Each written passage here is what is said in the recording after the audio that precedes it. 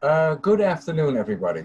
Um, my name is Wieland van Giesen. I come to you from our regional office in Asheville, North Carolina, and welcome to the 30-minute talk on how to measure emotions. Today's speaker is Dr. Patrick Zimmerman. He's a biologist with a PhD in animal behavior and welfare and has been a trainer and behavior consultant with Noldus for more than 15 years. He has extensive experience in the study of human behavior and psychology and is coming to you from our main office in Wageningen, the Netherlands. A couple of things before I hand you over to Patrick. Please use the Q&A feature to ask questions during the session. We'll try to answer those after the webinar, but some may need to be answered by email.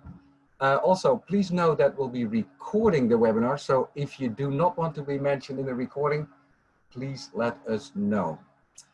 Well, having said all of that, without further ado, I present to you Patrick Zimmerman. Thank you, Wieland. I'm actually coming, as you can see behind me, from the brain of Riley. And those of you who have seen the movie Inside Out know what I'm talking about. For the others, I will reveal what that means halfway through my presentation. So thank you for joining this webinar on how to measure emotions. This is the outline of this webinar that will take about 20-25 minutes. And as Wieland pointed out, after that, there is some time for Q&A if there are any questions. I will start with telling a little bit about our company, Noldus Information Technology, and then I'll continue with telling why our brain looks the way it does. And after that, continue with our natural responses to outside stimuli and how these innate responses affect the concept of emotions. I will then outline the common view versus the modern view on emotions and how this affects the way we measure emotions. I will end with some recommendations for studying emotions, which will conclude this webinar. And we will wrap up this webinar by a Q&A session. Noldus Information Technology provides tools and services for behavioral research, both in the animal and human domain. And as Wieland already said, our headquarters are based in Wageningen, the Netherlands, and we have offices in China and United States. We were founded by our current CEO, Lucas Noldus, back in 1989, and we currently have about 160 people working at Noldus IT from 9 different countries. So let's go back in time. Natural selection is the driving force of evolution. Certain characteristics or traits of a species that enhance survival will make it onto the next generation, whereas individuals with less favorable traits die before they are able to reproduce, or they reproduce fewer or weaker offspring. And in this picture we see here on the screen, the 3 pictures, we see a population of mice with different colors. We have mice with a black color and mice with a tan or light brown color. And tan mice are more visible to predatory birds than the black mice. As a result, fewer tan mice reach the age at which they reproduce. And so the next generation, from left to right, the next generation contains a higher proportion of black mice. So this whole process of natural selection also has shaped the brain, with structures and functions that benefit the organism's survival being maintained in, over generations. And millions of years of evolution have resulted in our current brain that, broadly speaking, consists of 3 parts. The oldest part, the part in brown, is what we call the reptilian brain, responsible for species-typical instinctive behaviors. The newer part, the limbic system, is responsible for motivational and emotional aspects of our behavior. And the latest addition, if you like, to our brain is neocortex, which is only found in higher animals and is responsible for rational thinking, for thinking. And obviously these parts are anatomically not as distinct as depicted in this picture, but it's just a way to kind of divide the brain into 3 separate systems. Another more conceptual view on the brain was put forward by Daniel Kahneman, a behavioral economist who is famous for his work on human psychology and judgment making. And Professor Kahneman makes a distinction between system 1, which is represented in the previous slide by the older parts of the brain, the reptilian brain and the limbic system. And this system 1 responds in a more instinctive way without involving much deliberation or thinking. And then there is system 2, which is the thinking part of the brain represented by the neocortex in the previous slide. It is slower and it takes more effort to be activated compared to system 1. So according to Kahneman, this is the reason that as humans so often act irrational, although most of us like to think that we are rational beings. Our instinctive natural responses are shaped by our brain and can be categorized in the freeze, flight, or fight response. These responses were shaped by evolution and helped us deal with threats and dangers and survive. And as we can see in this picture, the limbic system is the first part of the brain to respond to an outside threat or danger. But of course, the other brain parts and structures are involved as well. As the main aim of our brain is to keep us alive, our natural responses also involve a reaction of the autonomic nervous system, which helps our body prepare for the appropriate action. And the autonomic nervous system can be divided in 2 separate branches. The sympathetic part of the autonomic nervous system helps us to prepare our body for action. So typical reactions of the sympathetic branch of the autonomic nervous system are pupil dilation, increase in heart rate, increase in breathing rate. So it prepares your body to take physical action. In contrast, on the right side of the body is the parasympathetic branch of the autonomic nervous system. And this branch is involved in the freezing response and is responsible for rest and digest. So heart rate is slowed down when the parasympathetic branch is activated and the digestive system gets more energy. So this parasympathetic branch allows you to recover from any action or activities you've performed.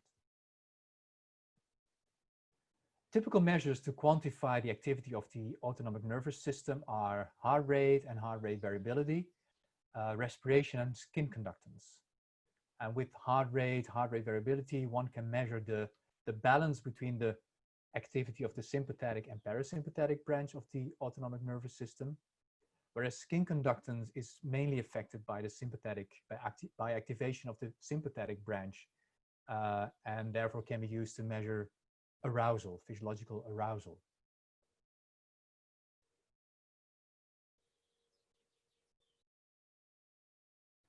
Let's look at how these natural responses, the freeze, fight, and flight response, are adaptive. We can still see the freeze response in our behavior. In an extreme case, well, early in evolution, the freeze response was adaptive because it gives you time to assess the situation. I think we've all experienced, when you get a scare, you feel your body freeze. So the adaptive characteristics of the freeze response is that it gives you time to assess the situation, but it also makes you less conspicuous or detectable. So here we can see animals that go into what they call in biology tonic immobility. So it makes them less interesting also for predators. And in an extreme case in humans, the autonomic nervous system shuts down almost completely, which can result in fainting. In a less extreme situation, depicted in the picture on the right side of this slide, we can see someone really freeze in her chair in response to something that happens. the flight response is adaptive in getting away from a threat and not getting killed, for example, by a bull in this case of this picture. But we can also show a more subtle flight response where we do not actually get away because that would not be socially acceptable. But we show signs that we would like to, like in the picture here, where this guy turns away his body from something that he doesn't like, this woman, which could be his girlfriend. And the third response, a fight response, allows us to kind of confront a threat or a danger, or counterattack a threat or a danger. And this not always involves a physical interaction, like the picture on the left, but it can also involve only words, so language. And I think it's good to keep in mind that although our natural responses evolved to cope with physical threats and dangers, these natural responses also occur in response to mental threats. So threatening, unwelcome thoughts evoke the same natural response with the same physiological reactions as a saber-toothed tiger earlier in our evolution. The way that these natural responses have shaped our view and emotions can best be seen in the classical view in emotions. And this classical view states that emotions are universal and triggered by a specific set of elicitors. And the emotion then sets off an effect program with a specific set of responses. So specific changes in the autonomic nervous system, changes activity of specific muscles, specific facial expressions, vocal behavior that is set off by a specific stimulus. And this is in contrast with a more modern view on emotions, which has been shaped by the combination of psychology and neuroscience research in the past 2 decades. And this modern view on emotions, which is also known as a theory of constructed emotions, can be best summarized by this statement. In every waking moment, your brain uses past experience, organized as concepts, to guide your actions and give your sensations meaning. And when these concepts involved our emotion concepts, your brain constructs instances of emotions. So your brain creates these emotions. So they are not automatically triggered as the classical view in emotion states.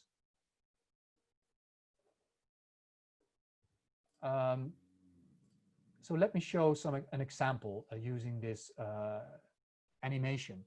So the classical view states that, when you're confronted with a threatening stimulus, a snake in this example, the sight of the snake will trigger a fear circuit in your brain.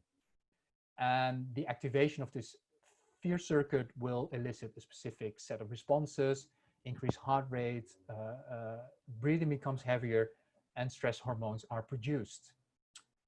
And the classical view also states that each of these, the emotion of fear, is accompanied by a stereotypical or prototypical facial expression. Like you can see here, this is a typical facial expression of fear.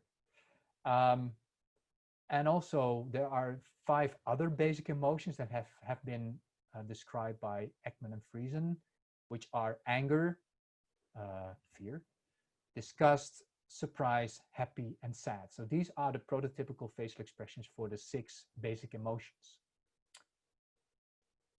And that brings me to the animated movie Inside Out, which this classical view was very nicely depicted in this movie, which came out in 2015, which starred 5 characters, each representing a basic emotion in the brain of a typical American teenager named Riley. So the brain where I'm sitting in, that's where the characters lived, and they controlled the behaviors and actions of Riley by responding in a certain way, and also competing with each other for, which the best way was to respond, for Riley to respond in different circumstances. There is a problem, though, with the classical view. So when you read this sentence, he witnessed his neighbor being shot, you have an idea what the associated facial expression might look like. Showing fear, maybe mixed with some horror. So if I show you the face, then this actual picture, face in this picture might match what you imagined someone, you know, who was witnessing his neighbor being shot would look like in terms of facial expressions. Now let's look at another situation. In this context, this face that is associated with this, you know, with this scene, he saw his mother drunk and dancing on the table, which was taken from my own experience. It depicts another emotional state, maybe a bit of fear, but also embarrassment, negative surprise. And you might see this in this face, the embarrassment and the negative surprise. And you know, you might have noticed that this is exactly the same face as in the previous picture. But the point I'm trying to make is that, you know, the same facial expression can appear in different contexts. So a face showing anger mixed with fear could look the same as a face that, you know, shows maybe a little bit more fear, also mixed with anger. Another point I'm trying to make is that the same emotional state can be displayed in different ways, also depending on the context. So anger is not always expressed in the same way. For example, if I'm angry at work at a colleague, I will definitely respond differently compared to when I'm angry with my son for example, finishing my favorite bag of crisps.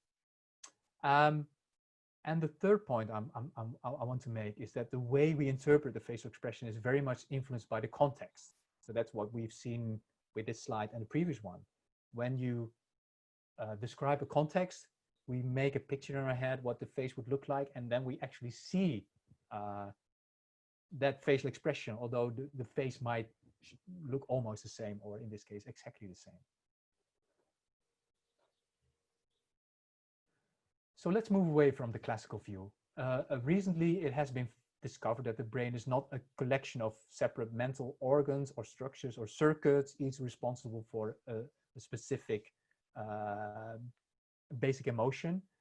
But it's a vast array of networks with billions of neurons that are constantly passing information to one another. So it's not separate circuits that are active depending on the situation or on the emotion, but the whole brain is constantly active and monitoring the current situation. And emotions, in fact, all events are constructed in our brain by these networks. To make an emotion, first of all, your brain monitors everything that goes on inside your body. Your heart beating, your lungs filling, emptying, the activity in your stomach, hormones rushing through your body. And these bodily sensations result in basic affective states between unpleasant, pleasant on the horizontal axis and calm and jittery on the vertical axis. And if I would have to kind of point to a location on the screen where I am at the moment, I would say I'm somewhere around here. I'm quite enjoying it, but I'm still feel a bit nervous, a bit jittery. So I would say I'm about here. Well, your brain lives in a dark place, like silent box, your skull, and it can only get information through its interoceptive network and from the outside world through the senses. And combined with past experiences in a similar situation or context, our brain tries to give meaning to through a concept we call emotion. And then the emotions drive our behavior and social behavior and serve emotion communication. So our brain gives meaning to our current experiences and sensations through concepts such as emotions, and the same bodily sensations can lead to different emotions. And that's something I realized while I was reading Lisa Barrett's book. It's very well written. It's a popular science book on the theory of constructed emotions, that a nervous feeling and hunger in my body actually feel the same. But my brain just interprets it differently depending on the time of day. There's a lot of variation in how certain emotions are expressed, both behaviorally and physiologically. For example, in anger, skin conductance can go up in one experiment, can go down in the other, or stay the same, but also within within respondents, skin conductance doesn't always follow the same pattern when the same emotion is being experienced. That means that changes in skin conductance are not consistently associated with anger. And another example is that the context is very important. And depending on the context, fear is displayed in different ways. And I think we all know the example when we see people cry. We can see people cry from grief, but also cry from laughter. And if you see someone cry without knowing anything about the context or the situation that led up to this crying, it's often very difficult to tell whether someone is either sad or crying from joy. So when we measure emotions, we cannot rely just on body language or just on facial expressions or one of the other ways to measure emotions, physiological measures or self-reports. We must combine different measures to get a more complete picture of someone's response. And you always have to take into account the context to be able to give, from the outside, to give meaning to the response you see in your participants or respondents. In the 2019 review paper of Barrett et al., of which you can see the part of the title page here, they state a number of recommendations for doing research on the facial expressions and emotions. And one of the recommendations is to measure facial configurations using action units rather than describing or already interpreting emotions based on the basic emotions. So try to look at individual action units in the face using facial action coding or our face reader software, and describe what happens without doing the interpretation step already at the start. What I already mentioned in the previous slide is take a multimodal approach, use facial analysis, use physiological measures, look at the body language of your participants, but also ask them what they experienced. Not only at the end of the test, but also at specific steps during the test. And you should always take into account the context in which specific responses appear.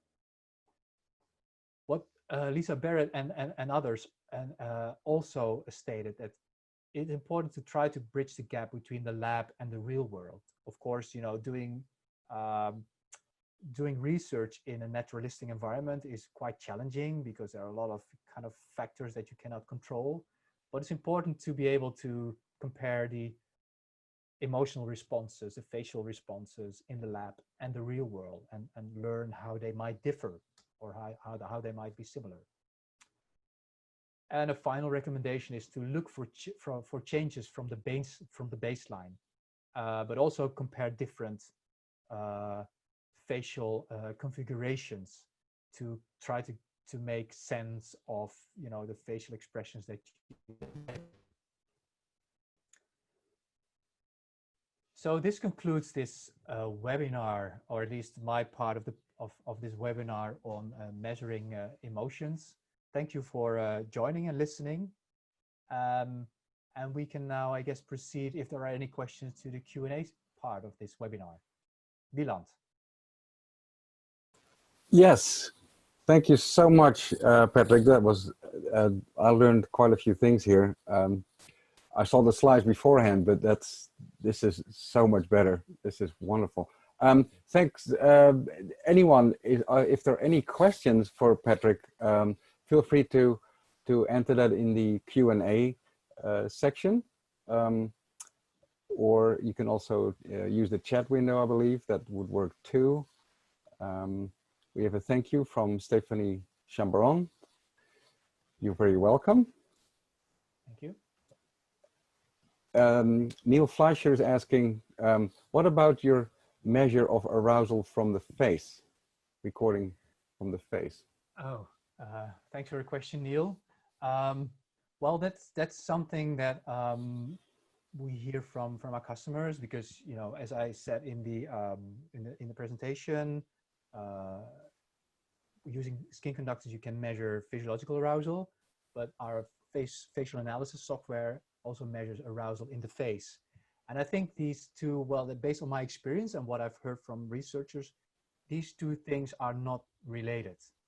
The way we measure facial arousal on the face uses the kind of changes in activity in the in specific action units, which do often not correlate at all with, you know, what happens on the inside. So it's a different measure. So I would not recommend to use kind of only the facial arousal measured by face reader to quantify arousal in the body. Thank you. The other question from, let's see, from Josea. What kind of statistics can you extract from the facial expressions analysis? And are there norms or thresholds that can assess a given emotion is in place?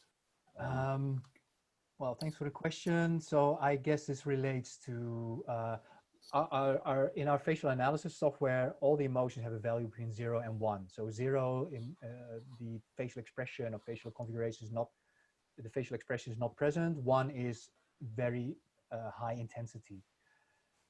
However, it's very difficult to say that, you know, it has to kind of go above a certain threshold to be a good measure of an underlying the underlying mental state.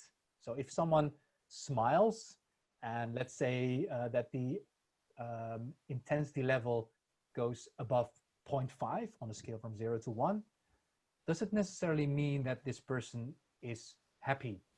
It could be, but it could also be, you know, this person is just a person that very easily smiles. And so for her to really kind of express her happiness, the value should be at 1. So I would say it's very difficult to, or almost impossible to say, okay, the value should be above this threshold. So it's very much depends on individual differences, but also within an individual, it also depends on the context and the also the social context. So if you're on your own, you're less likely to smile, although you might feel very happy. So it's maybe it's not very easy and straightforward. I think that's what I'm trying to say. Yeah, we have some more questions now. The let's see. Is it possible to measure the intensity of pain using facial expressions? To my knowledge, there have been a couple of papers published on the relation between pain and pain intensity and its relation to specific action units. So, and I think there are a group of, I think 5 or 6 action units that have been, that people have shown to be involved in a facial expression that's related to pain. So if you somehow can leave your email address, I can, yeah, I cannot look it up at the moment, but I can send you some references to papers that have looked at the relationship between pain expression and specific action units and their intensities. And then we have another one here from Olena Bogdanova. Can Noldus software measure not only muscle constriction, but also relaxation, so a decrease of activity from your baseline? So relaxation. So relaxation. So that means that now what what the action unit analysis gives you is an intensity on a scale of kind of a 5-point scale. So if there's no activity in a muscle, for example, the corrugator, so the kind of the muscle that you use to frown or scowl, I think it's also called. Yeah. So this would be no activity. So if I start doing this, now the activity would be maximal. So relaxation would mean that you measure an increase in intensity and then a decrease. So when there is no activity in the action unit, it's supposed to be the baseline. So no activity, zero activity, and then you measure the increase in intensity and a decrease. So going back to baseline. Uh-huh. I hope that answers the question. Right, right. And this is a follow-up of the first question. Which conclusion can you make with regards to the intensity of emotions that are felt and the ones that are measured? So I think the most straightforward answer is nothing. I think it's the whole concept of emotions and studying them. There's so much variation. I think that's almost kind of frustrating, that there's no kind of one-on-one relationship even within one person, that the broader the smile, the happier the person feels on the inside. There's so much other factors that affect the way we express what we feel on the inside, how we express that in our facial expressions and our body language. So I would say, based on what I've read in the kind of scientific literature, there is no one-on-one relationship between what you can see on someone's face or in the body language and the underlying emotion. And often also self-reports. Of course, self-reports, you would think that self-reports are the most reliable source of information when it comes to assessing someone's kind of mental state, internal state. And some people say that's the only way to kind of measure emotions. But we know from research that people are not always aware of how they feel. And once you ask them, they start thinking. They start to kind of put in words what they felt, which they so it's also very much affected by their vocabulary.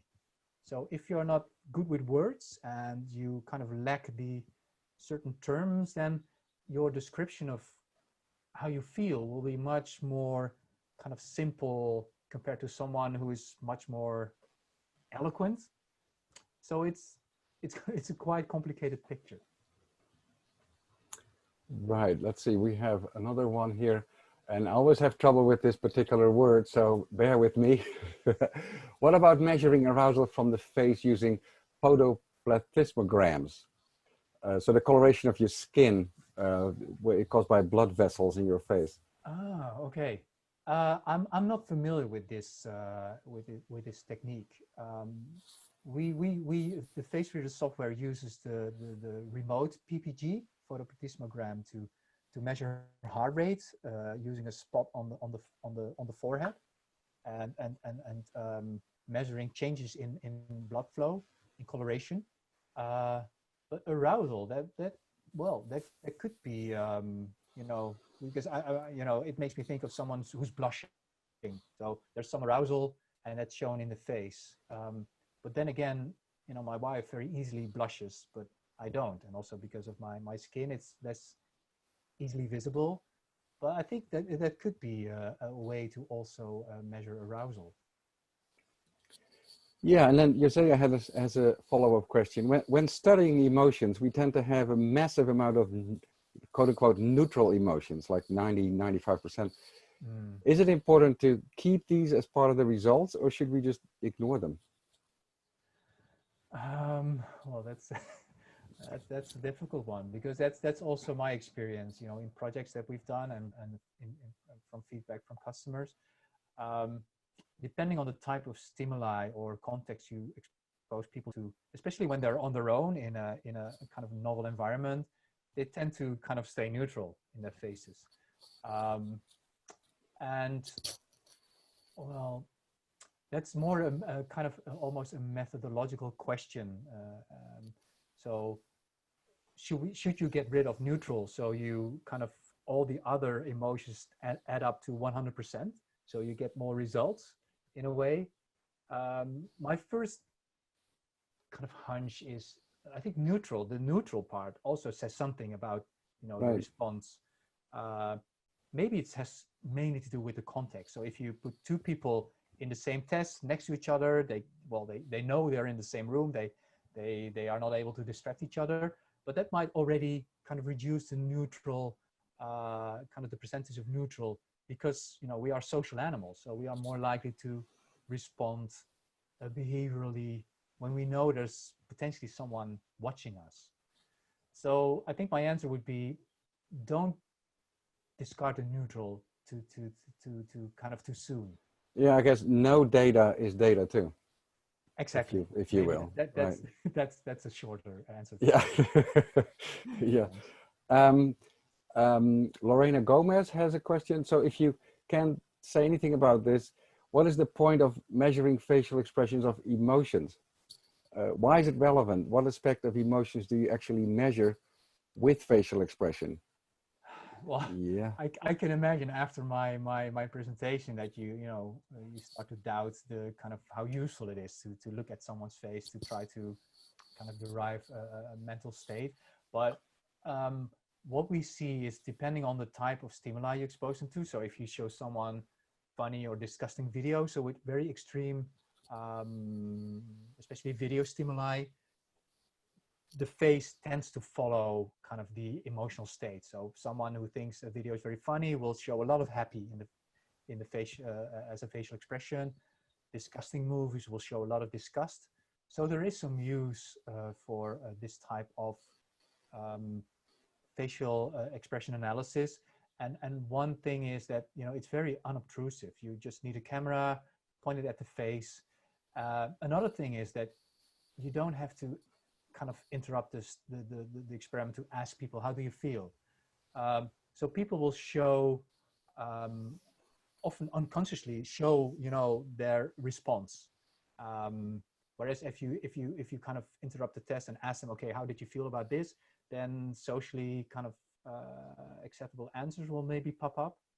So the benefit would be, it's unobtrusive. It gives you a lot of information when you kind of present the kind of strong enough stimuli, well,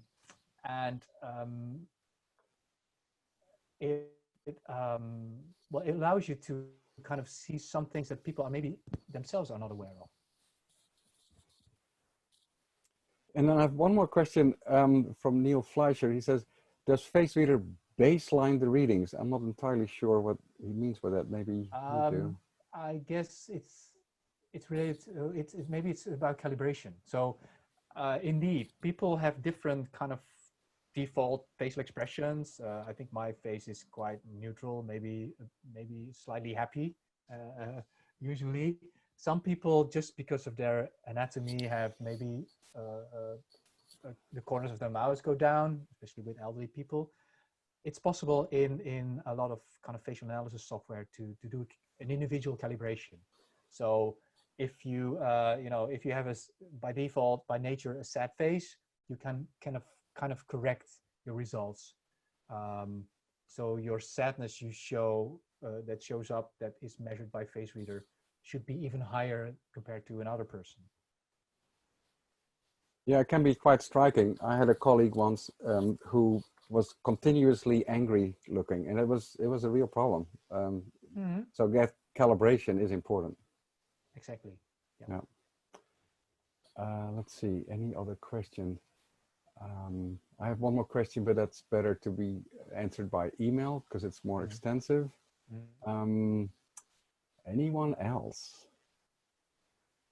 Q&A or chat, doesn't really matter. I think we've answered all the questions, Patrick. Well, you did.